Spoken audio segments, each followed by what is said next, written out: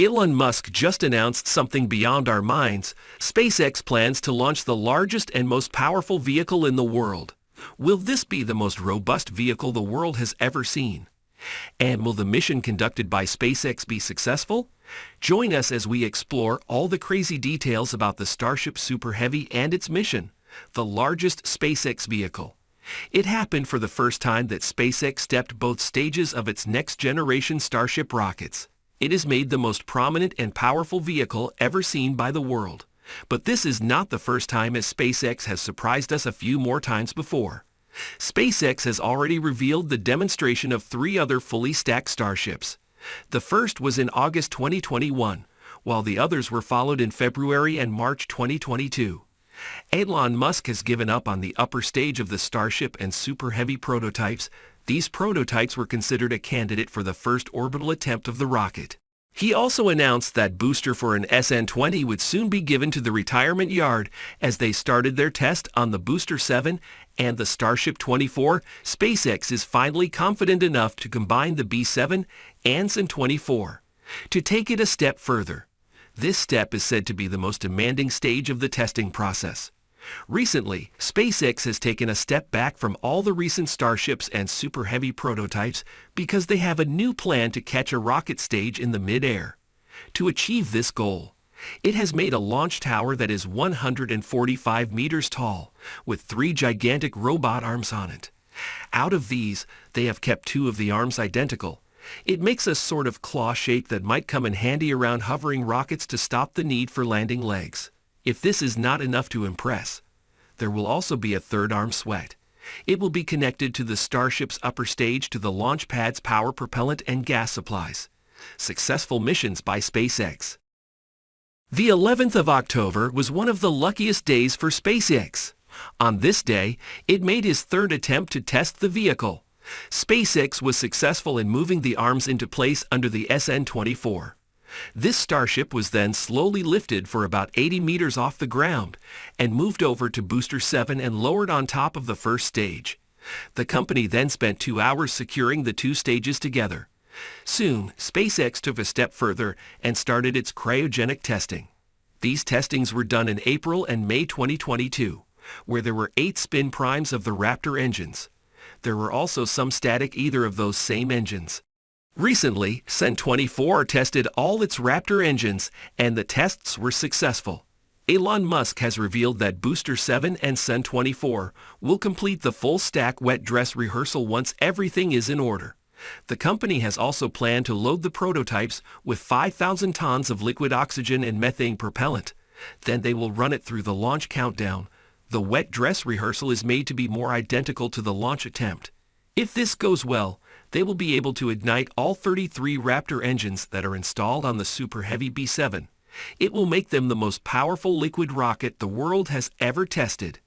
It is also stated that even if the 33 engines never reach more than 60% of the maximum thrust, they could easily break the Soviet N-1 record. That rocket has a record of 4,500 tons of thrust at sea level. All of this proves that SpaceX will soon push the envelope by several measures, and the success is far from guaranteed. They're still not sure if SpaceX would carry out the full wet dress rehearsal or a 33-engine static buyer. However, if we look at the history of SN24 and Booster 7, it is assumed that they will simply be deviating from the norm. They would deviate if they did not slowly build up to the major milestones with the smaller tests.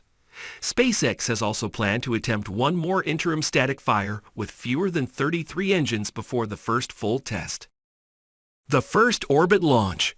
If everything goes according to the plan, there is a high chance that SpaceX will prepare for the first orbital launch. It would be done without unstacking the rocket. There are some issues to address and some repairs to be done. But the path is expected to be more circuitous. It would still end with an orbital launch attempt by the end of this year. The Cosmo officials have come up with a more flexible tone with NASA after the successful launch of the Crew Dragon spacecraft on the launch of the Crew 5 mission. Then from Kennedy Space Center on October 5, Sergei Krilkolov suggested his point of view. He said that there should be longer-running cooperation between the U.S. and Russia in civil space. He was talking about the hampering cooperation because Russia invaded Ukraine in February.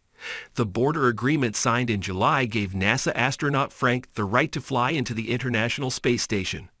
The deal was exchanged between the Soyuz and the Crew Dragon mission in 2023 to 24. The manager of NASA also revealed that the agency is all set to extend this agreement to cover the Boeing CST-100 Starliner. He said that if we extend the space station and get a partner across the board agreement to extend the past 24, we will also extend the agreement. On September 30, NASA announced that it had permitted the astronauts Scott Tingle and Mike Fink as the commander and pilot to that mission. The third astronaut is named Jeanette Epps. That means that there was only a one seat for the Russian cosmonaut or astronaut from another ISS partner. The final agreement, NASA and the U.S. State Department along with the Foreign Ministry of Russia completed the agreement. Due to this, Dmitry Virgo's son threatened to abandon the ISS. NASA reported to them by pushing the agency to have a professional relationship and continue operating the ISS. In July, it was announced that Russia would induce cooperation with the ISS after 2024. It was the date they had agreed to operate the station. However, Will Aloft later stated that they had already talked to the international partners and the specialists in Russia. Now they will see how long the station can fly in the future. He also thinks that the technical constraint is the most significant limitation for now. Even at the conference in Paris, the administrator of NASA talked about how there would be a professional relationship between NASA and Roscosmos. Meanwhile, Russia is continuing to study plans for its space station, but their work is still in the early phases. Although a final decision has not been made, they will keep flying to the International Space Station until it is built. The long-awaited first orbital test flight of the SpaceX Starship spacecraft and Super Heavy booster could come as soon as late October, according to company CEO Elon Musk, though he noted November was more likely. In a post to the social media website Twitter on Wednesday, Musk responded to a question from another user to say the company would have 2 Starship craft and 2 boosters to work with by November. Starship is a massive reusable rocket upper stage and spacecraft designed, according to Musk's many public statements on the vehicle, as a means of colonizing Mars, one 100-person complement at a time. The 160-foot-tall Starship is designed to sit atop the 230-foot-tall Super Heavy booster, which is also reusable. Together, the Super Heavy and Starship make up the largest and most powerful launch vehicle ever constructed, more powerful even than the current iteration of NASA's Massive Space Launch System, SLS, rocket, which is itself on the cusp of an important first test flight. While SLS will generate 8 million pounds of thrust and is capable of lifting 95 tons of payload to low Earth orbit, Starship and the Super Heavy will generate 12 million pounds of thrust, according to SpaceX, and will be capable of lifting more than 100 tons into low Earth orbit. But so far, Starship vehicles have only flown to low altitudes of around 40,000 feet above the Texas desert, launched from SpaceX's Starbase facility in Boca Chica. While NASA hopes to launch a test flight of its SLS rocket by 27 September and send the space agency's Orion space capsule around the moon before it splashes down under parachutes in the Pacific Ocean, SpaceX plans to launch Starship into orbit around Earth and make a controlled, powered landing somewhere near Hawaii. Whether either big rocket will fly as intended is still an open question. However, while NASA has scrubbed 2 launches of the SLS in the past month due to technical challenges, SpaceX has been stymied by regulatory compliance issues and an environmental assessment. Musk was predicting an orbital test flight for Starship for sometime in March and early February 2022. But in June, the US FAA issued a final decision in the environmental assessment of SpaceX's launch operations at its facility in Texas. That assessment was the major non-technical hurdle to a Starship orbital test flight, and the FAA gave SpaceX the go-ahead in June, providing the company also addressed 75 environmental impact mitigation actions spelled out by the FAA. Although NASA and SpaceX have both built very large rockets, they are not in direct competition.